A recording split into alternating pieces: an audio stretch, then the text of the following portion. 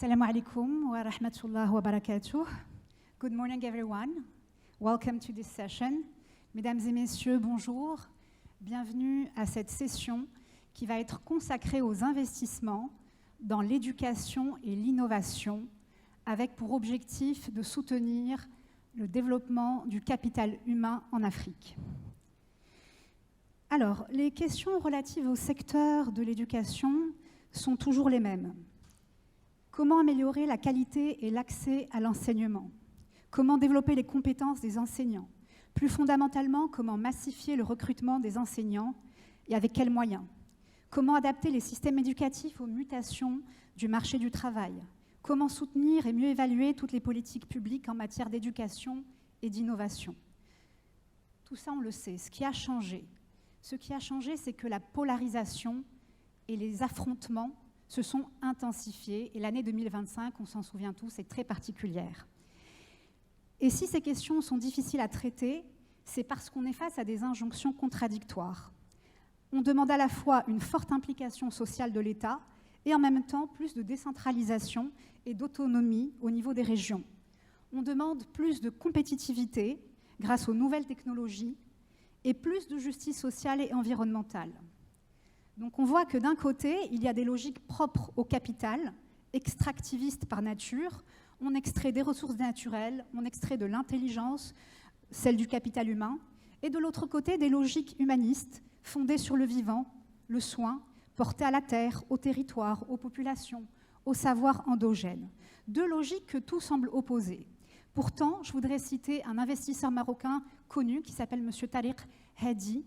Et M. Hadi nous dit qu'en réalité, nous devons passer d'une économie de rattrapage et de rente à une économie politique de l'innovation. C'est-à-dire, bienvenue Monsieur le ministre, marhaba.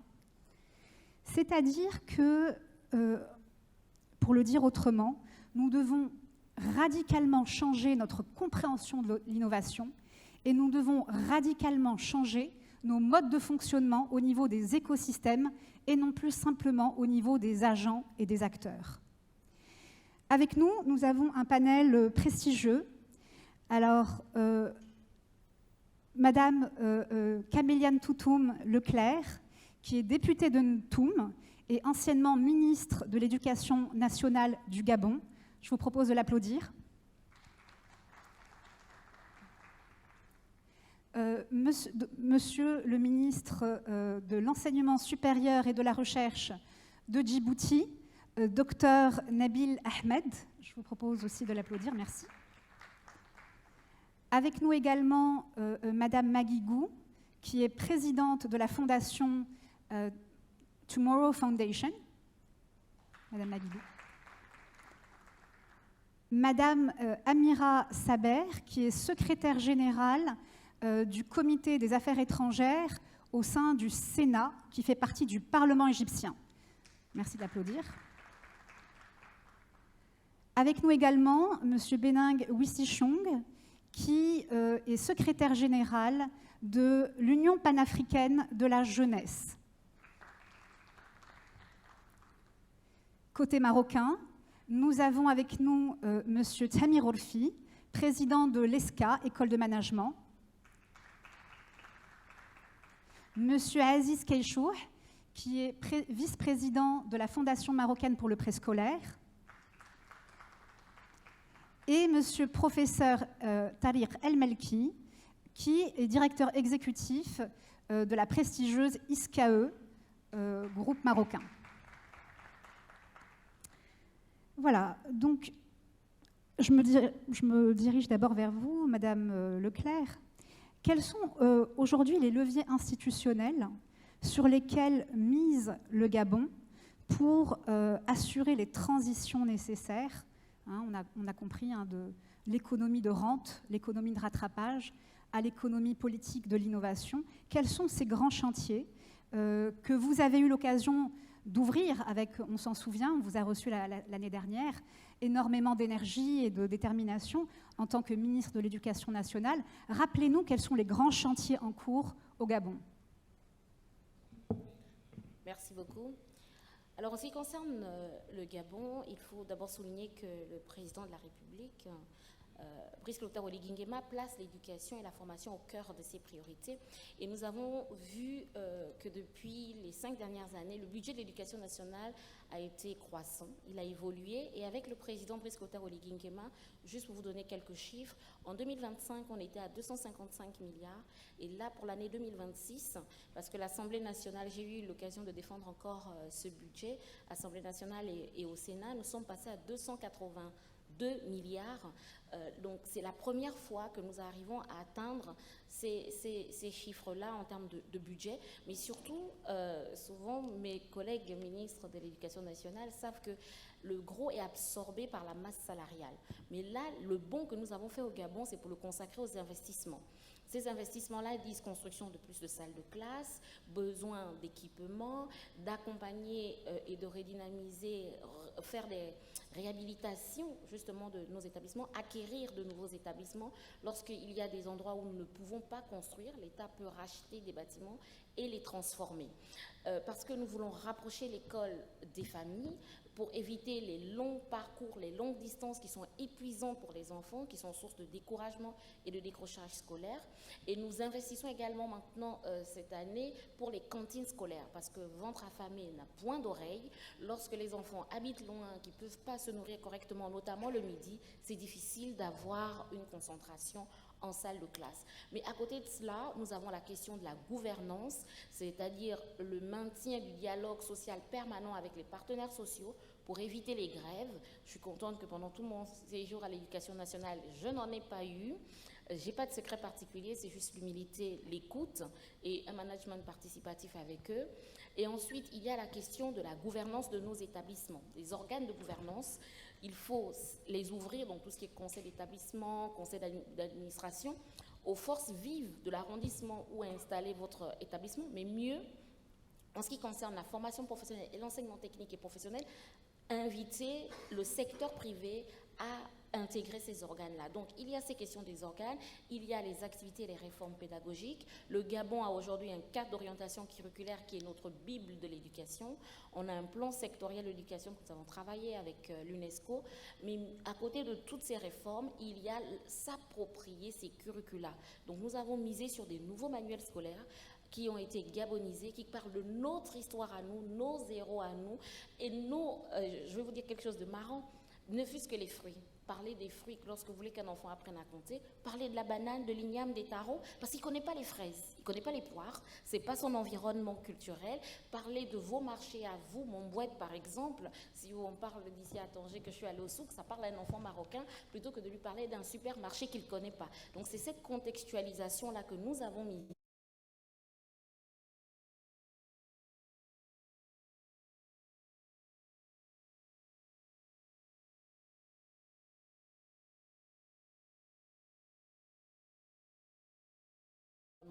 C'est très tôt qu'il faut les inculquer aux enfants, en faire des petits ambassadeurs de la défense de l'environnement et aussi, bien sûr, je vous ai parlé des infrastructures et la vie scolaire.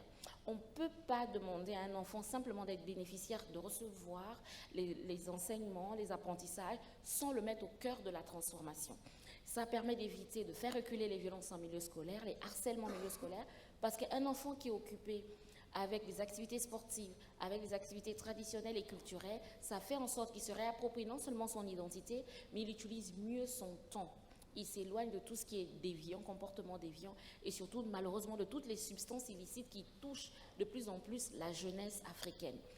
Mais au-delà de tout ça, nous travaillons en dehors de notre budget avec des partenaires, par exemple l'AFD avec PIS qui nous a permis d'avoir plus de 20 000 places supplémentaires pour scolariser nos enfants, c'est qu'il faut revoir notre modèle d'investissement et bien définir quelles sont nos priorités et développer aussi ces partenariats sud-sud en fonction de nos réalités, de nos problématiques. Personne ne viendra transformer l'Afrique si ce n'est nous-mêmes. Si on ne mise pas sur un capital humain qui est fort, bien formé, on pourra faire tous les beaux discours. Les beaux discours et les beaux textes ne traduisent pas la réalité des faits. L'Afrique a besoin de se développer.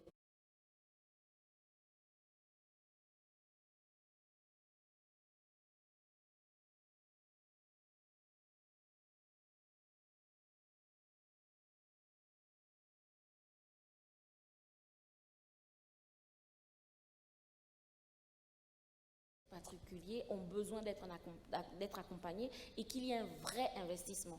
Pas des petites solutions juste comme ça. Il faut les accompagner parce que c'est la détresse des parents derrière. C'est des personnes qui ont besoin d'être scolarisées et d'apprendre un métier. Donc voilà un petit peu sur quoi nous on a misé au niveau du Gabon et que les filles investissent dans les STEM. C'est très important.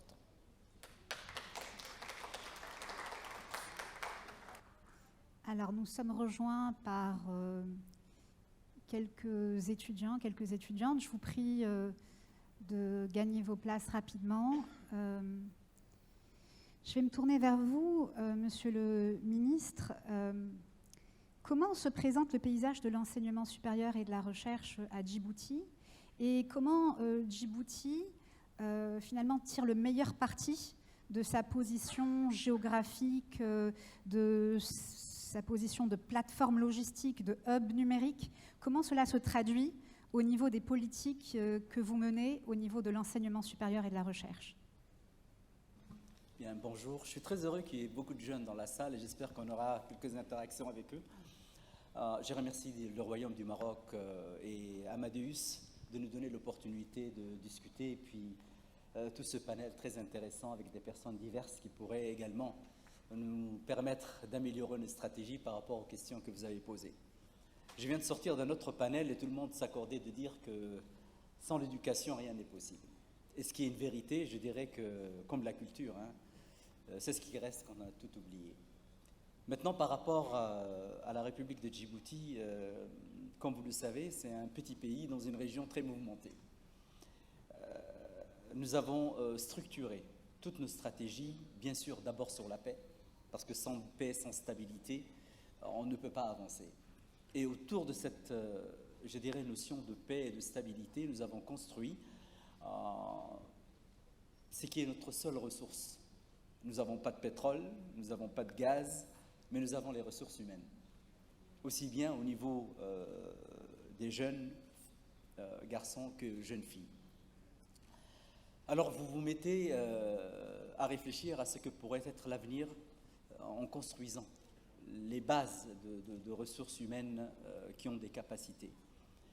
Et vous vous dites, soit je copie de modèles qui existent déjà, et ce qui n'est pas forcément une bonne chose, parce que je pense que l'Afrique doit se projeter dans l'avenir. Tout à l'heure, j'ai discuté avec quelqu'un dans le couloir qui me disait « Mais Monsieur Nabil, comment vous faites par rapport à l'intelligence artificielle ?» Puisque nous avons pour croyance qu'en continuant avec les mêmes modèles, nous pourrons aller très loin.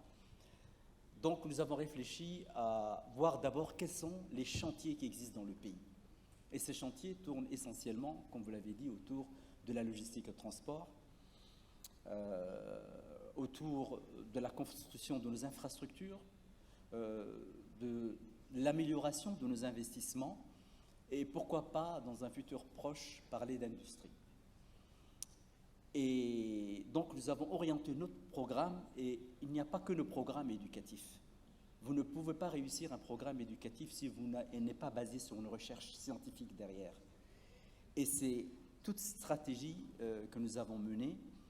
Alors, je pense que l'exemple du Maroc est inspirant dans ce sens que nous avons essayé de réfléchir comment réussir. Et vous ne pouvez réussir que si vous améliorez 3 éléments. L'amélioration de vos infrastructures, l'amélioration de vos enseignements, la qualité de vos enseignants et la qualité de vos étudiants. Parce qu'on oublie toujours cette qualité des étudiants en retour. Et en travaillant sur cette base-là, nous avons établi un certain nombre de programmes. Bien sûr, les sciences, la technologie, les mathématiques sont à l'heure du jour parce que c'est ce qui permet à un pays de se projeter. Mais nous n'oublions pas également les sciences sociales qui permettent d'accompagner une société dans la réflexion de son organisation, dans l'organisation de ses aspects sociaux et de la réussite, comme disait Madame la ministre, dans cette compréhension de l'existant dans le pays. Alors,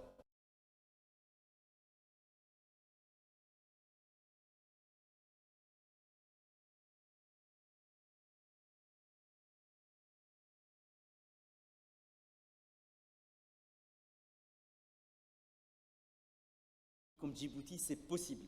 c'est possible de faire avec nos étudiants, qui étaient des jeunes ingénieurs. On a pris 5 ingénieurs et 5 techniciens qui ont élaboré tous les processus et tous les programmes. Et aujourd'hui, on a au-dessus de notre tête 2 nanosatellites dont l'objectif était de collecter des données météorologiques pour appuyer notre programme climat. Pour ne pas être long, maintenant je vais parler de la recherche. Au niveau de la recherche, il y a un aspect très important dans la région, c'est la désertification et la sécheresse. L'impact climatique joue au niveau également de la stabilité de toute la région et de tous les troubles et les guerres qu'il peut y avoir dans la région. Comment donner l'opportunité à des jeunes, comme ceux qui sont dans la salle, de pouvoir travailler ensemble? Donc nous avons travaillé avec les pays alentours, l'Éthiopie, la Somalie, l'Ouganda, la Tanzanie, et nous avons donné l'opportunité à des chercheurs qui travaillent sur ces thématiques, de leur donner des bourses pour travailler sur des régions, chacun dans des régions prioritaires, pour que la recherche puisse impacter sur la population. Et donc, ces régions, on les a appelées les zones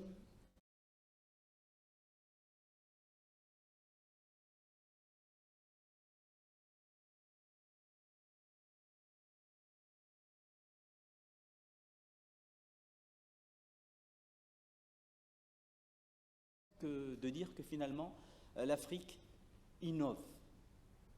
Et je prends toujours l'exemple de la monnaie numérique qui a été créée au Kenya en 2007 pour dire que quand le besoin vient d'une société et que le Sud peut envoyer une innovation vers le Nord, nous aurons réussi. Et c'est un exemple. Et je pense qu'aujourd'hui, des pays, pour ne citer, parce qu'on est au royaume du Maroc, le Maroc inspire dans ce sens-là. Et beaucoup de projets innovants permettent de dire que l'Afrique peut construire. Et nous sommes là justement pour travailler tous ensemble. Je pense qu'une Afrique où la recherche est partagée, la formation est partagée, parce que nous sommes à différents niveaux de connaissances, mais nous ne sommes pas à différents niveaux au niveau de notre capacité d'accumuler un savoir, de l'améliorer et d'innover. Merci beaucoup, c'était passionnant. Je retiens de votre intervention, comme de celle de Madame Toum, cette intelligence des contextes, cette intelligence et cet appétit, ce goût de soi qu'on est en train de retrouver. Et je suis très sensible au fait que vous nous rappelez que ça ne peut pas se faire sans les sciences humaines et sociales, qui sont finalement notre terreau naturel, et que c'est grâce à ça qu'ensemble, vous l'avez dit, on va créer de nouvelles alliances et des produits, et là aussi très intéressants, qui vont s'exporter, et vous nous dites, c'est un indicateur de réussite et d'innovation. Quelque chose qui s'importe, c'est quelque chose qui a inspiré. Et vous le dites encore plus justement, vous dites, on ne veut plus de modèles, mais on cherche des inspirations africaines, et le Maroc en est une. Merci, Monsieur le Ministre. Je vais maintenant m'adresser à Madame Amira Saber. Can you please walk us through the main debates currently happening at the chamber, not the Chamber of Representatives, but at the Senate within the Parliament, where you're a member, in Egypt? And specifically when it comes to education and sound investment, please walk us through what the social dialogues looks like in the Parliament of Egypt. Thank you so much. It's a great pleasure to chair the panel with the esteemed politicians and figures and scientists who are here. And the moment I saw the 10th of students entering the hall, that was a moment of an immense pressure, because this is what we are talking about today. The future of Africa, the future of our countries are here in this room.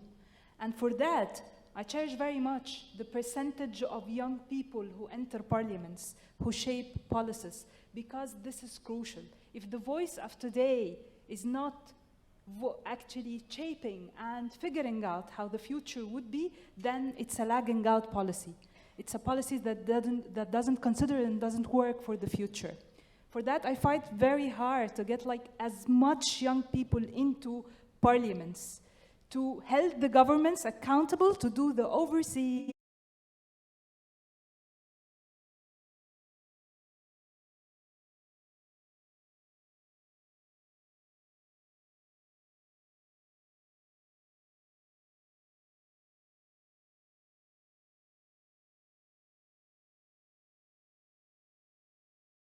Solidarity Committee, and for the past 5 years I was at the House before moving to the Senate, and I was on the foreign relations file.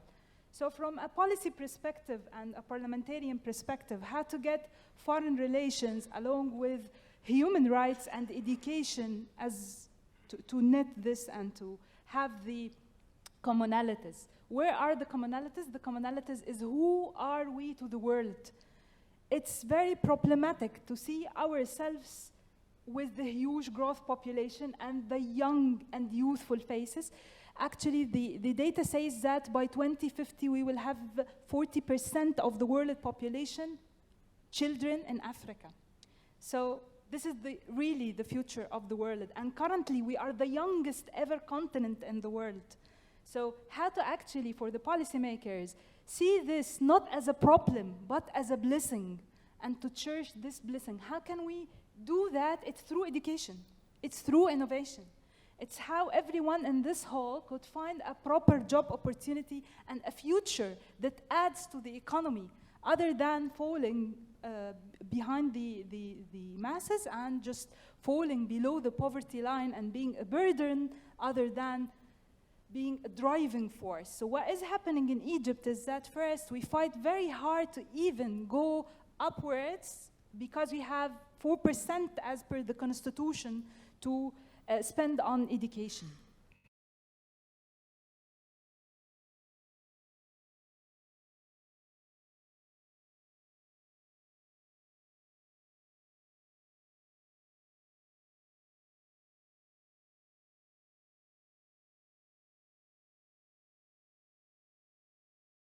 Students who join technical education, but we have a gap on how to find the skilled worker who actually is fitting the requirements of the investor and of the factors. And also another challenging thing is how the perspective of the society is looking to higher education and to technical education. I'm working on highlighting the bright and the bright examples of students who are graduates of technical education and who found excellent job opportunities and who are heading a beautiful life. So first is changing the mentality of how do we look to technical education and innovation, and second is bringing the private sector as a partner along with the government to invest more and to incentivize this spending. And when we have an investor or a businessman who's giving to a school a generous grant, we as politicians and decision makers celebrate this to incentivize others, to highlight the crucial role of corporate social responsibility as well, to invest in education. What I want to see is that the young faces and the youth of these countries are not scrolling for entertainment, they are scrolling for knowledge. So also, we can't talk about education without talking about connectivity.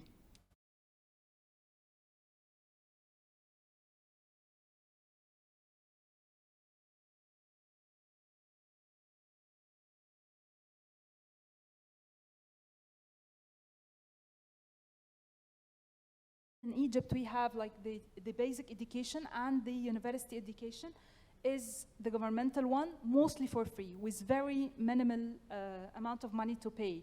But now that the quality of this education is being challenged, most of the families are seeking better job opportunities for their children and better futures, so actually they take them to schools which are private schools and they pay a lot for that. And when we see the spending on education too, we should see the governmental spending, which we ask as parliamentarians for, but also the spending from the pocket of the Egyptian citizen or any Arab citizen, because they spend a lot, because this is how they see is a chance to go up in the social pyramid, as we say, a chance for a better future. So if we can have this money moved into systems, if we can have this money which they spend from their own pockets to private teachers, into a system that graduates, that gets the students graduated with the qualifications required, this is taking the whole country to a different level of productivity and GDP.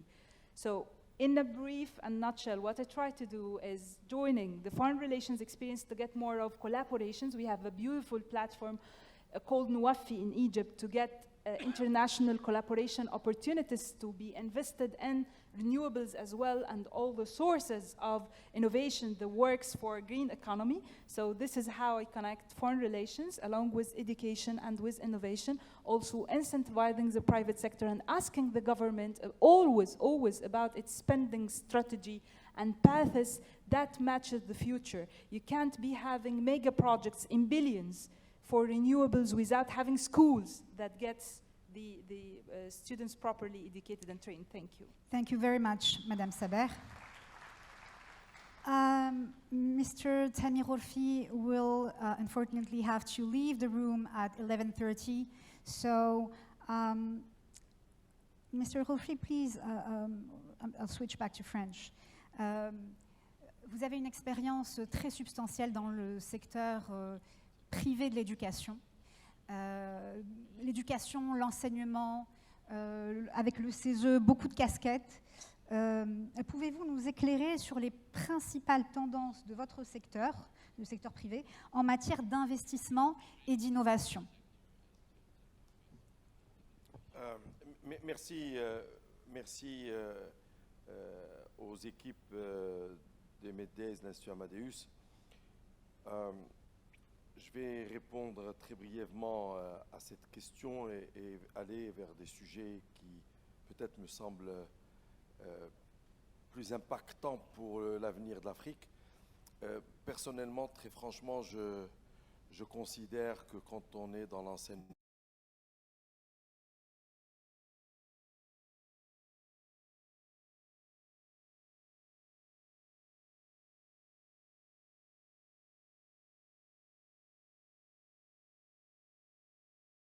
les communautés de la meilleure manière, parce qu'il peut y avoir beaucoup d'argent versé dans le public à très faible rendement, et il peut y avoir des gens dans le privé qui font du bon travail ou du mauvais travail de la même manière.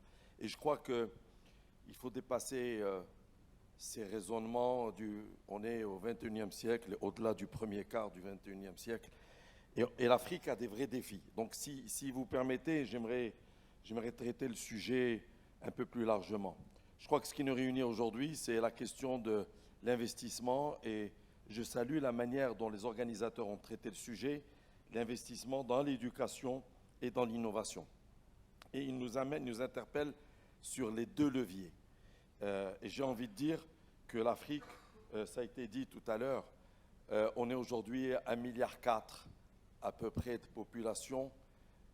Dans 25 ans, et ça va très vite, 25 ans, moi je n'ai pas vu les 25 dernières années passer, ça va très très vite, on va être à 2,5 milliards. C'est-à-dire qu'on va avoir 2 Africains sur 3 en plus. Ça veut dire qu'on va avoir une croissance extrêmement importante de la démographie. Et donc il va falloir mettre en place à 2 niveaux, au niveau des pays, mais au niveau du continent. On ne peut pas raisonner seulement au niveau du pays, et j'ai conscience que les politiques, quand ils doivent mobiliser des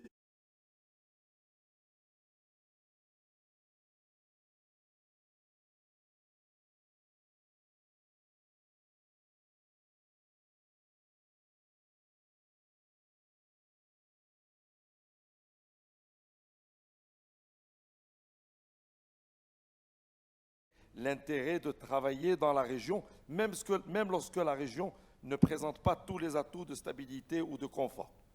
Alors, ce qui me semble utile, c'est de dire qu'on a 2 possibilités. Soit on va recueillir les dividendes de cette démographie, ce qu'on appelle le demographic dividend. Soit on va recueillir la catastrophe de la démographie.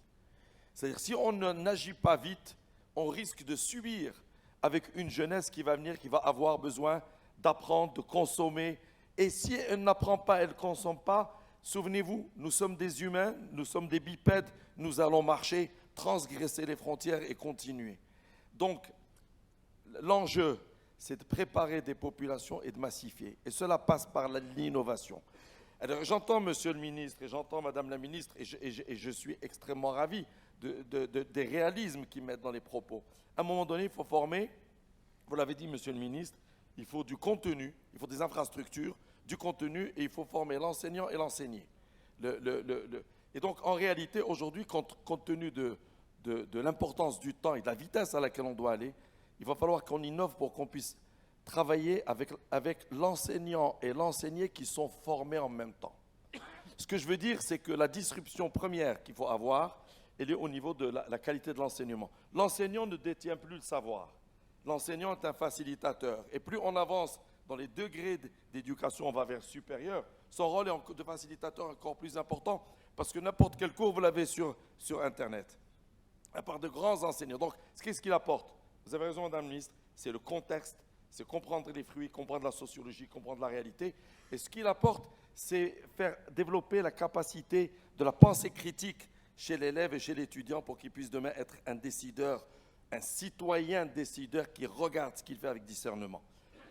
Premier élément, c'est mettre la rupture entre l'enseigné et l'enseignant et changer le paradigme. Deuxième élément, c'est trouver des alliances.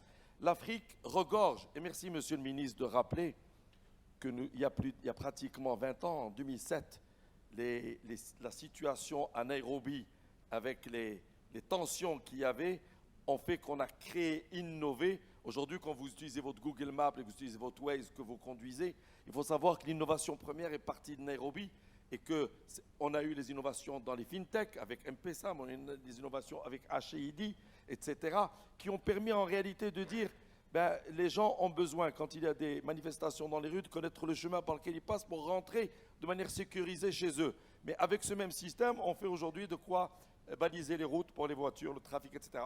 Ça veut dire quoi? Que l'innovation de l'Afrique peut servir le monde. Donc, innovons pour faire en sorte à ce que l'éducation, le knowledge et la méthode aillent chez nos enfants.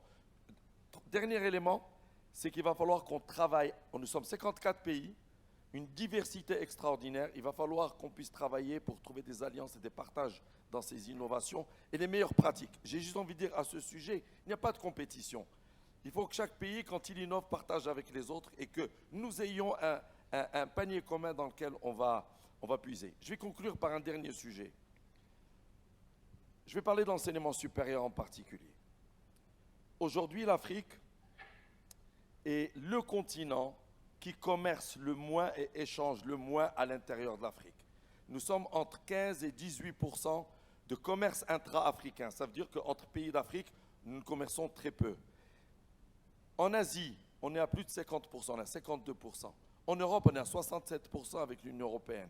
En Amérique du Nord, malgré les murs, malgré tout ce qu'on veut, on est à 51%. Et pourquoi on est entre 15 et 18%? Parce que les Africains ne se parlent pas entre eux. On a plus de 3000 langues et chacun parle à son ancien colonisateur. J'ai besoin d'un matériel, je suis nigérian, j'appelle Londres. Je suis à Abidjan, je vais conclure parce que je n'aurai pas l'occasion de reparler, c'est pour ça. Je suis à Abidjan, je vais appeler Paris, je suis à Casablanca, je vais appeler Paris ensuite. Moi j'ai envie de dire, il faut que je consomme du thé kényan. Il va falloir qu'on commence à faire du trade entre nous et pour le faire, le premier élément, il faut que les Africains rendent visite aux Africains. Il faut que les Africains déjeunent avec des Africains. Il faut que des Africains aillent au-delà des questions de visa, rencontrer, découvrir la richesse de notre continent pour imaginer la puissance de ce qu'on peut faire ensemble. Et je vous remercie. Merci infiniment.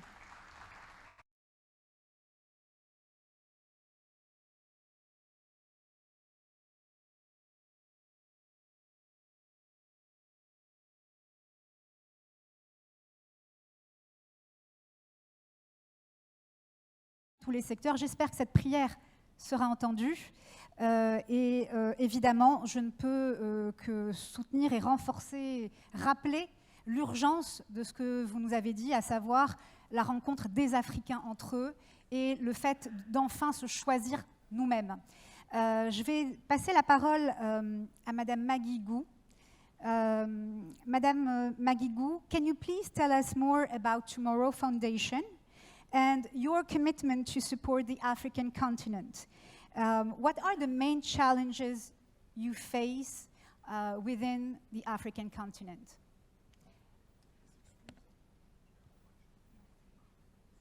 Thank you very much. Good morning, everyone. Thank you for coming here and listen to me. And I'm Maggie Gu from Switzerland, based in Geneva. And we are Swiss charity foundation NGO monitored by Swiss federal government. So we have 3 pillars in-house. And the first is to develop African education skills. And then second is technology implementation, applications to change human living conditions.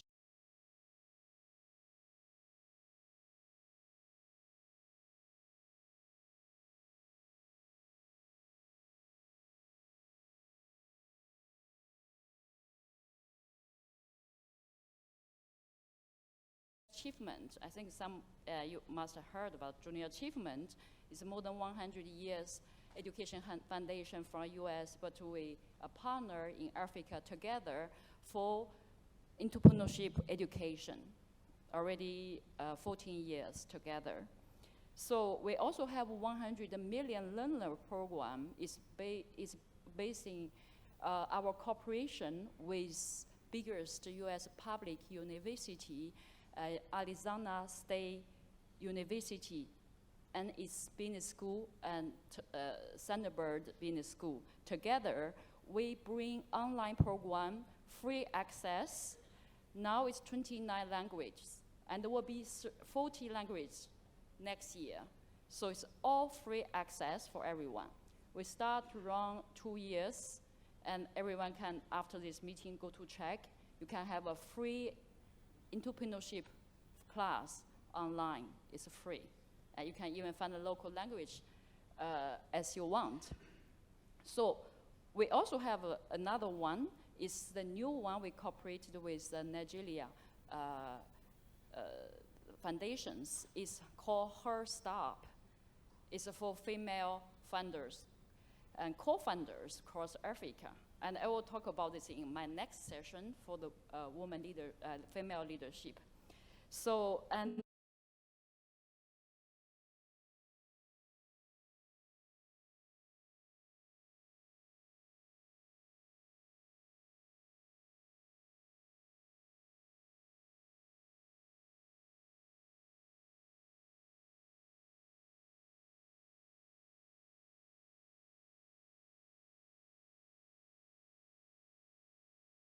and government to see how we can do in education sector by the way, very inefficient way and not traditional way.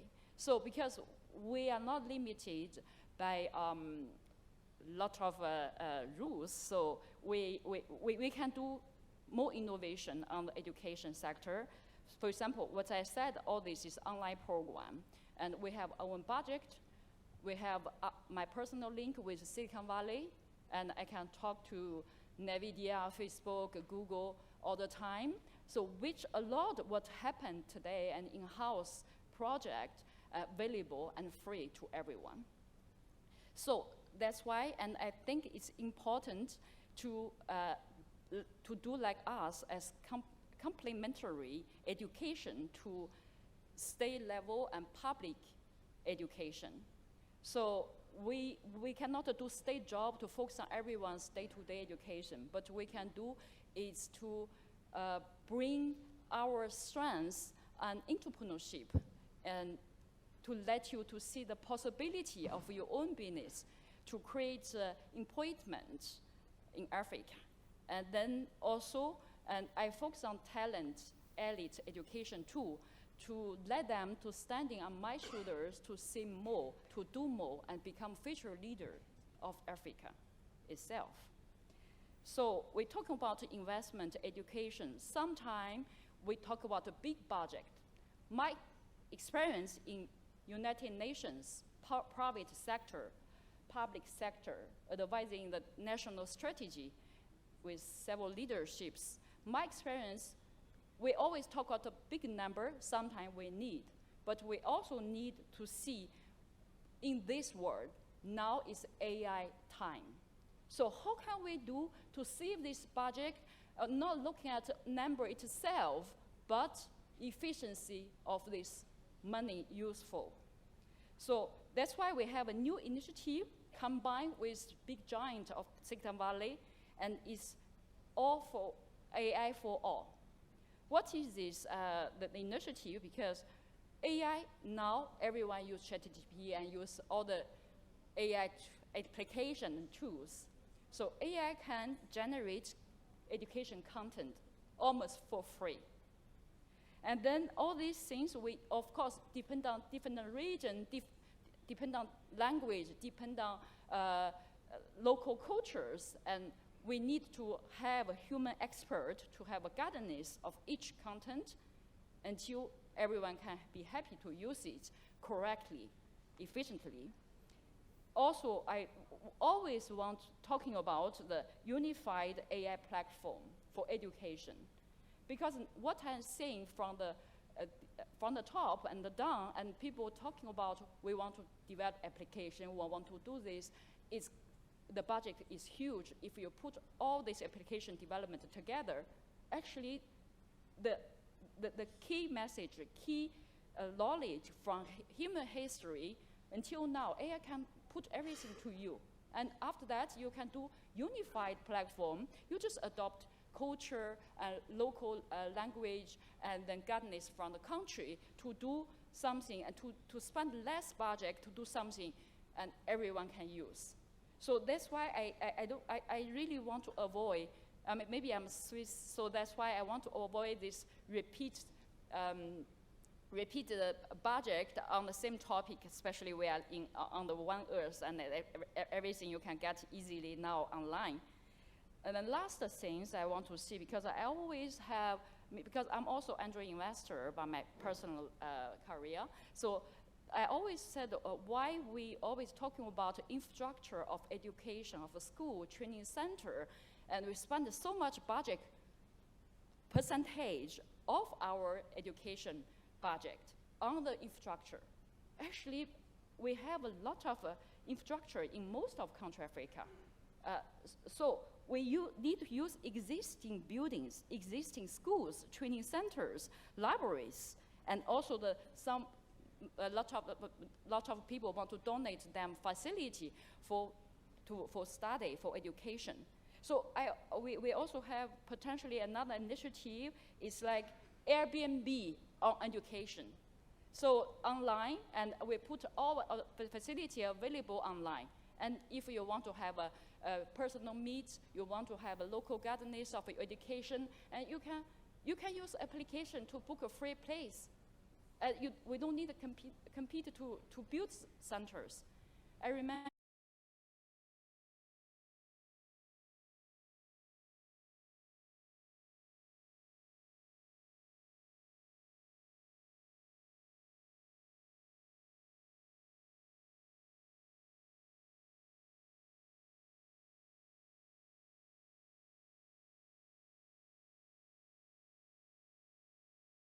for this movement, because Gabon only 2 million people, and we really don't need that much facilities, like training centers, but use it by the efficient way, by useful software and scale development solution.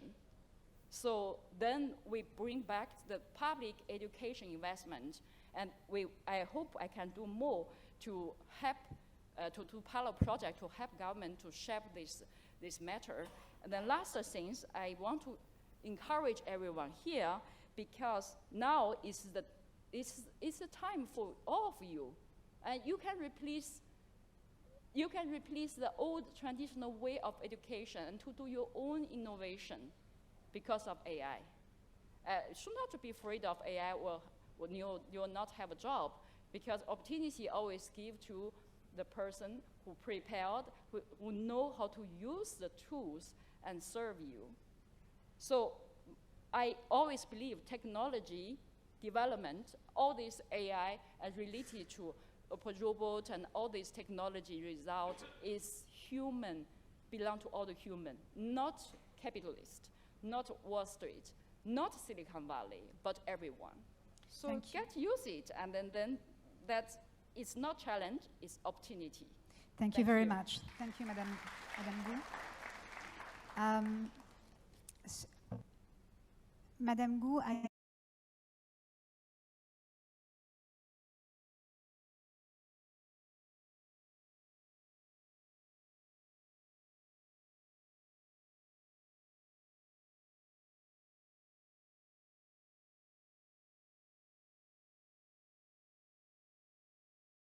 Professeur El Malki, vous êtes à la tête d'un des plus prestigieux et des plus anciens groupes de l'enseignement public supérieur marocain, l'ISCAE.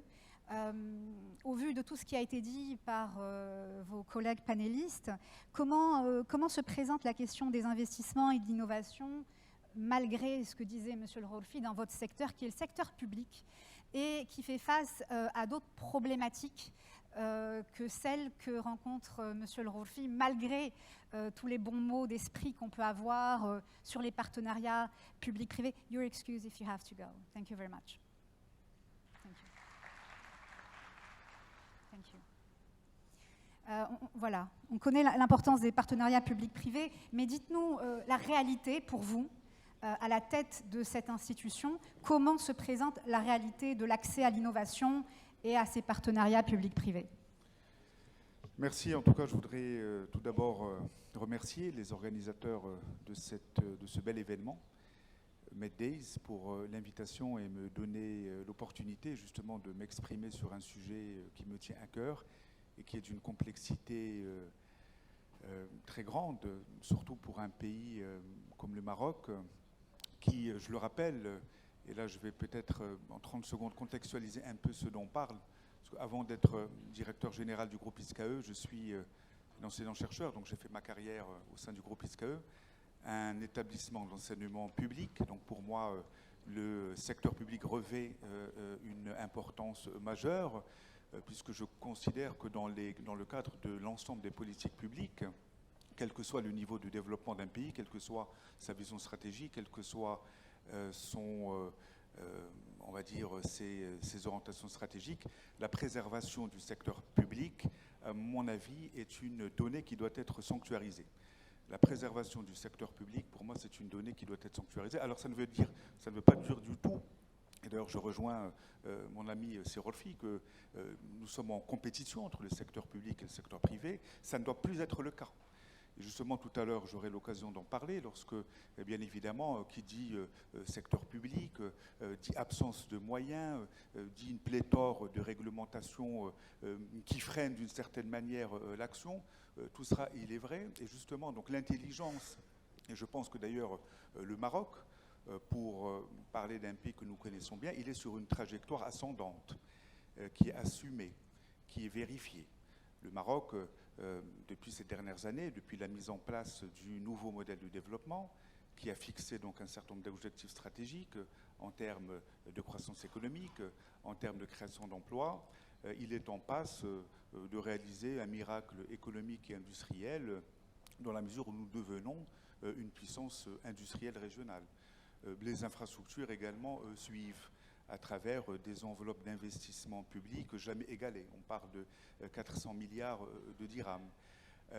Tout cela fait que, bien évidemment, les besoins, justement, en formation de notre économie sont énormes. Lorsqu'on prend notamment ce qu'on appelle les nouveaux métiers mondiaux du Maroc, lorsqu'on parle du secteur automobile, la filière aéronautique,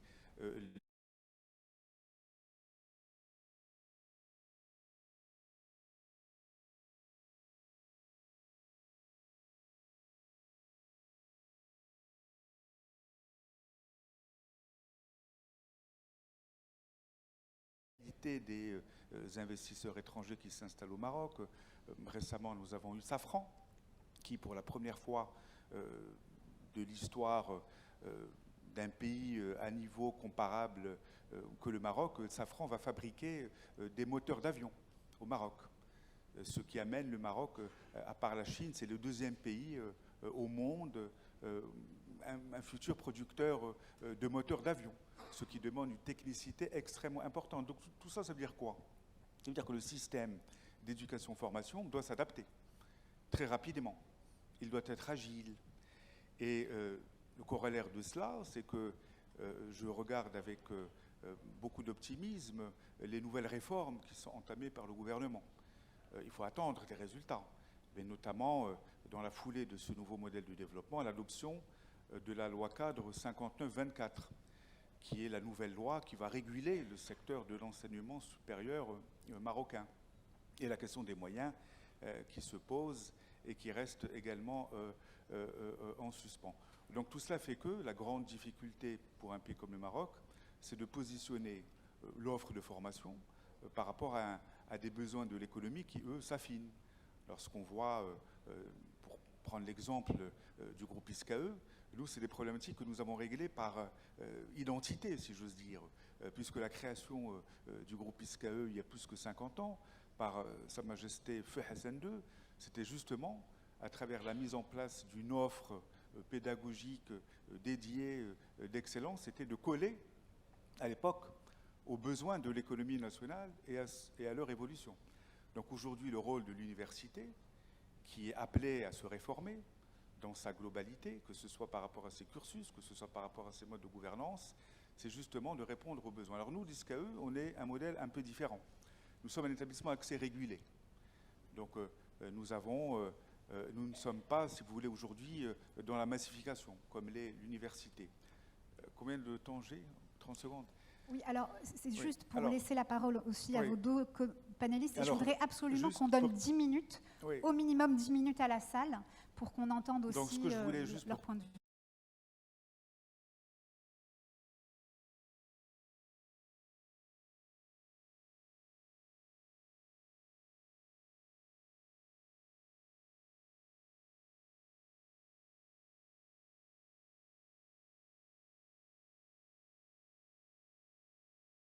Donc aujourd'hui, quid du positionnement des écoles? Donc elles doivent rivaliser d'ingéniosité pour justement positionner leur offre pédagogique pour coller aux réalités de l'économie nationale et avec si vous voulez, une ramification régionale. Deuxièmement, il y a la question des moyens. La question des moyens financiers, bien évidemment, c'est une question qui se pose pour nous, dans la mesure où, comme chacun sait, les ressources de l'État sont rares.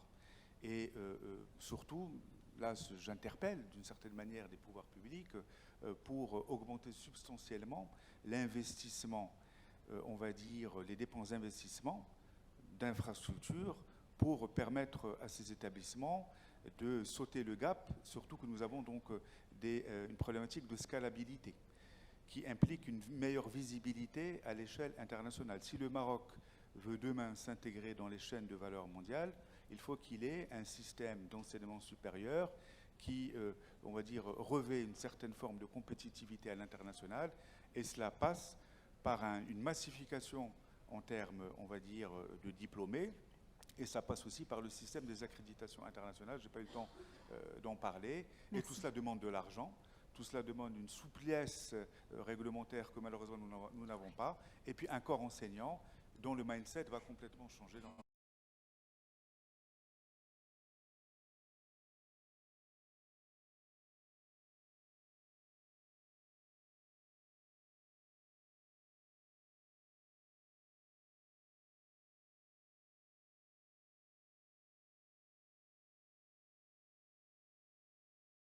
I'll start with Mr. Bening Wisichong. Can you please tell us more about your movement, the Pan-African Youth Union? How do you mobilize youth across Africa? What is on your agenda? And how do you make it work? Please walk us through the main line in really 2 minutes. Thank you. Thank you so much. Pleasure to be here. And I just probably want to start by thanking the Kingdom of Morocco as one of the countries that's making significant investments across the continent in terms of education and the kind of funding that they give or sponsorship that they give to African students to study here in Morocco. I think that that's one of the most significant ways of contributing toward building the Africa we want. Now, you asked about the Pan-African Youth Union.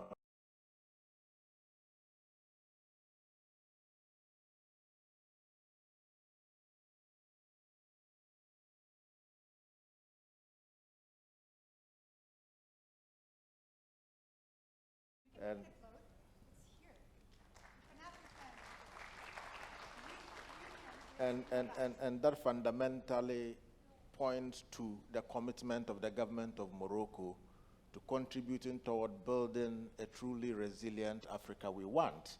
And in building the Africa we want, it means that we need to invest in young people. We need to be able to give direction. I think that the Moroccans in the room must congratulate yourselves. Your country is doing amazing well in terms of how you've moved over the last 15, 20 years to where you are today. And so it's a case study that most African countries would need to look at, reflect on how did the Moroccans do it. 20 years ago, Morocco was not what it is today. That means that there's been significant improvement, and it must be the kind of human capital investments that a country has made, plus the leadership. Now, you asked a question on what is it that the Pan-African Youth Union does in galvanizing or rallying young people across the continent. And I'll tell you something. You cannot talk about building an Africa that is capable of representing its interests without education. And there's absolutely nobody outside the African continent that can support us to build a human capital that represents our interest. The Europeans will do whatever it is that they want to do in their interest. They are not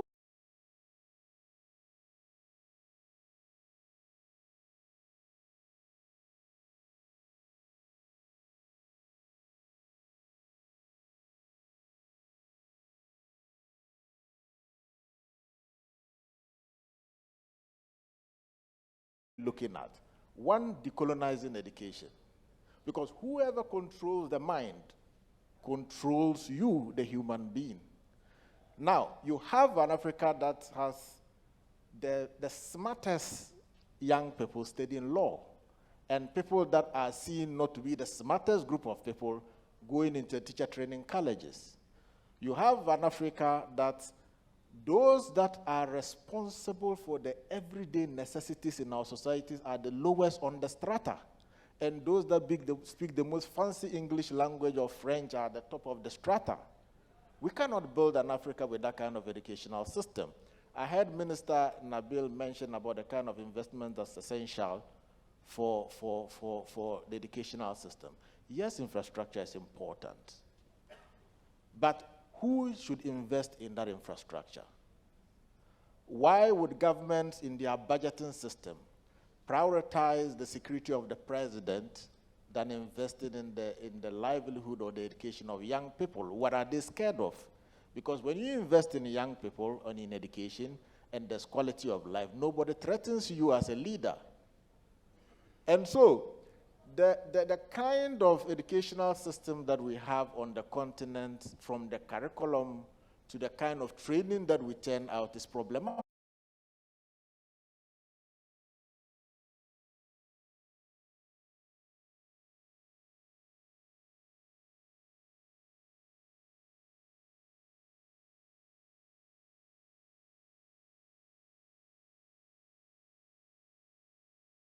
Need to do to improve our quality of life. Invest in young people that are capable of translating our natural resources into finished product, value addition. How do we do that? Investing in vocational and technical training, so that the young person who lives in Layun somewhere that is able to create the everyday equipment for family use is not regarded as the lowest on the strata, and the young person who sits in Rabat speaking fancy French and not contributing anything significant to the livelihood of the society is at the top of the strata. So, from where we sit, decolonizing education is essential. And just to conclude, we have the policymakers in the room. Young Africans and our education system should socialize us to prioritize our Africanness, because our educational system is not Afrocentric. Our educational system is too Western, and when we do not have an educational system that ensures that the dignity of the African and the mindset of the young person is Afrocentric, then definitely we would be stuck to that colonial era and colonial educational system that does not work in the interest of Africans. Thank you very much. Thank you. Very important message. Decolonize our imaginaries, our processes, our methods, and meet up more with African fellows. Monsieur Keïcho, vous avez la très lourde responsabilité, cette fois-ci, de le faire réellement. réellement, s'il vous plaît, par amour pour ce public, en 1 minute 30, voilà le défi face auquel vous vous trouvez après ce panel très long. Non, non, mais je vous connais, vous êtes extrêmement efficace. Je vous ai déjà expérimenté en panel, vous êtes très efficace. Dites-nous en quelques mots la Fondation marocaine pour le préscolaire, ces grands chiffres actuellement, comment vous voyez ce passage à l'échelle des classes préscolaires, la stratégie Atfalouna 2030, et en un mot, et pour retenir tout ce qui vient d'être dit et passer la parole à la salle, que doit-on comprendre aujourd'hui par le mot innovation? Voilà, la parole est à vous en 1 minute 30. Je vais essayer, merci. Je vais commencer par la fin. Moi, je pense qu'il faut poser l'équation de l'éducation par rapport à l'évolution de la société autrement. Il faut savoir qu'en l'an 1800, nous avons été 1 milliard d'habitants sur la Terre.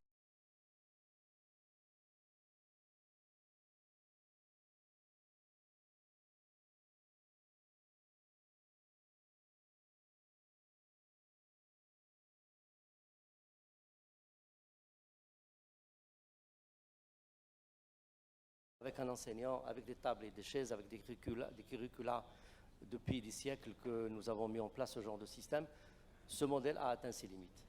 Aujourd'hui, nous sommes également devant des opportunités. Nous avons les neurosciences qui commencent à nous donner de très belles solutions pour transmettre le savoir et la connaissance. Et derrière, évidemment, toute la transmission des compétences dont on a besoin à transmettre aux générations futures. Mais au-delà, également, toute la question de la créativité et d'innovation. Aujourd'hui, même les solutions économiques classiques dans lesquelles nous avons vécu depuis des siècles, c'est que je fais un cursus scolaire pour avoir un diplôme, pour avoir une formation, pour trouver après un emploi. Aujourd'hui, ce n'est plus possible parce qu'on ne peut pas faire employer tout le monde de la même manière. Les budgets aujourd'hui des États sont limités. Aucun pays aujourd'hui ne peut suivre ce mouvement. Le Maroc aujourd'hui dépense 30% de son budget général dans l'éducation. Et nous sommes difficilement face à des équations économiques, on ne peut pas continuer à le faire. Donc la transformation des systèmes éducatifs est une nécessité aujourd'hui. Et nous devons utiliser toutes les possibilités. Et si je reviens à l'Afrique aujourd'hui, moi je pense que si l'Afrique continue encore à faire l'éducation comme l'Europe,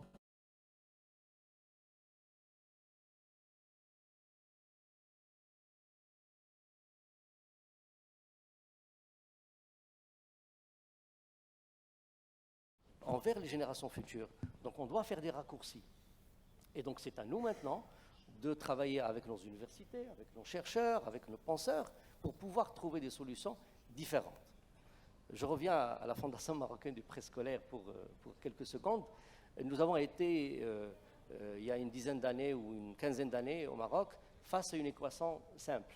Le Maroc n'avait pas d'offre préscolaire. Préscolaire, c'est les 2 années avant le primaire.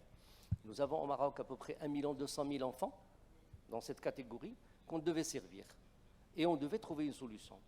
Ce que nous avons fait, c'est qu'il y a une structure qui a été créée en 2008 par l'État marocain, qui a travaillé pendant 5 ans, 6 ans pour modéliser des modèles, que ce soit des modèles de programmes pédagogiques, de comment travailler avec les enfants, l'infrastructure, comment financer tout ça avec de nouveaux modèles innovants de financement, etc., etc.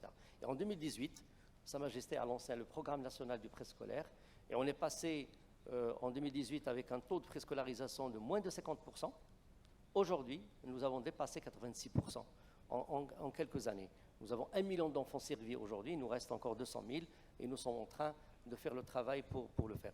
Mais pour faire le lien avec l'innovation, c'est que nous sommes partis sur des schémas, sur des activités pédagogiques différentes parce que nous touchons des enfants dans le rural qui ne peuvent pas être en classe toute la journée. Donc il faut trouver des solutions. Et pour des raisons d'équité avec l'urbain qui peuvent rester toute la journée, donc on a innové, on a trouvé des solutions. La dernière innovation sur laquelle nous sommes en train de travailler, nous avons développé une plateforme pour la formation de notre staff éducatif. Nous avons aujourd'hui à peu près 40 000 éducatrices sur le terrain. Et pour pouvoir les former, les schémas classiques, il faut les réunir dans une salle avec un formateur, avec un programme, avec des documents. Logistiquement, ce n'est pas possible parce que nos éducatrices sont dans le rural, sont dans l'urbain et logistiquement, ça coûte plus cher que l'acte de formation. Donc nous avons développé une plateforme digitale avec l'IA derrière qui permet à chaque éducatrice de pouvoir passer un test pour déterminer quelles sont les micro-compétences qu'elle doit développer.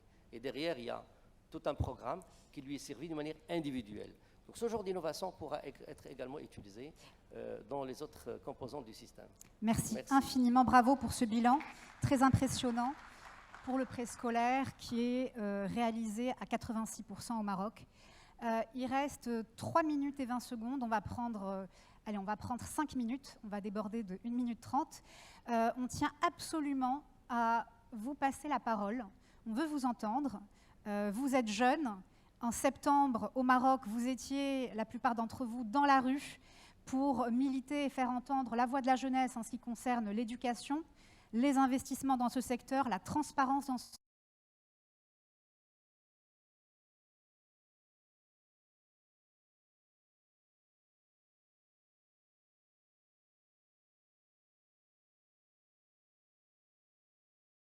question.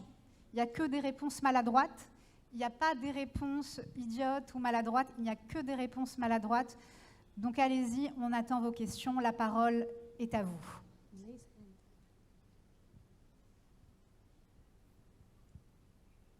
يلا زين مشي شوية.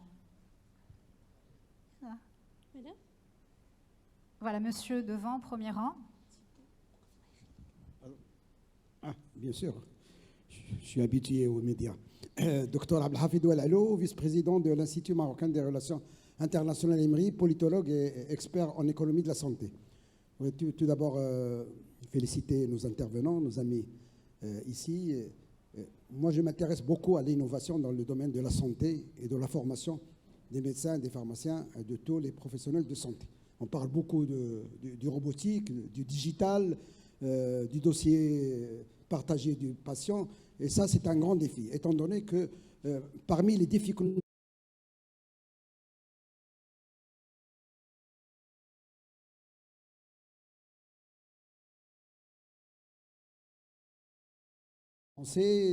pour former un médecin, c'est toujours un bac plus 7, un spécialiste, un bac plus 9.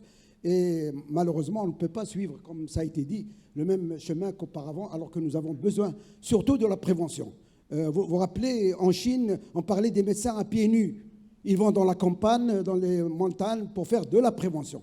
C'est ça le grand choix stratégique pour le Maroc, pas uniquement de soigner, mais d'aller faire de la prévention grâce au digital, grâce à l'innovation. Comment innover pour garder nos cadres ici au Maroc au lieu d'être transférés vers l'Europe, alors que c'est un grand manque pour nous, mais aussi pour l'Afrique. Je sais très bien que pas mal d'Africains qui étudient au Maroc à la faculté de médecine, malheureusement, ils partent vers Paris, vers l'Allemagne, et ils ne restent même pas au Maroc ni en Afrique. Merci. Merci pour ce témoignage. Alors, je ne suis pas sûre qu'il y avait une question, mais merci pour ce témoignage. شنو بالكم في الابتكار؟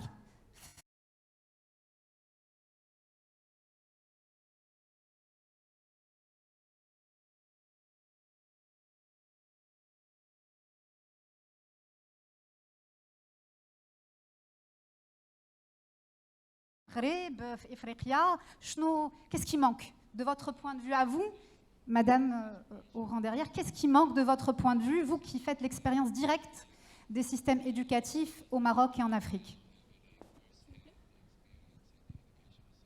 Merci. D'abord, je vous remercie pour la qualité des interventions. Je me présente d'abord, Soukaine Takiri, docteur en géosciences appliquées et environnement. J'ai une question. En fait, j'ai observé que certaines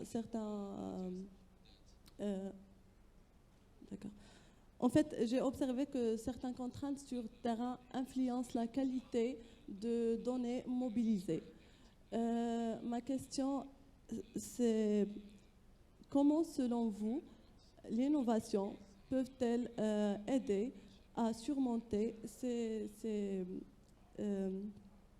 contraintes pour améliorer la qualité de recherche et la fiabilité des recherches sur terrain?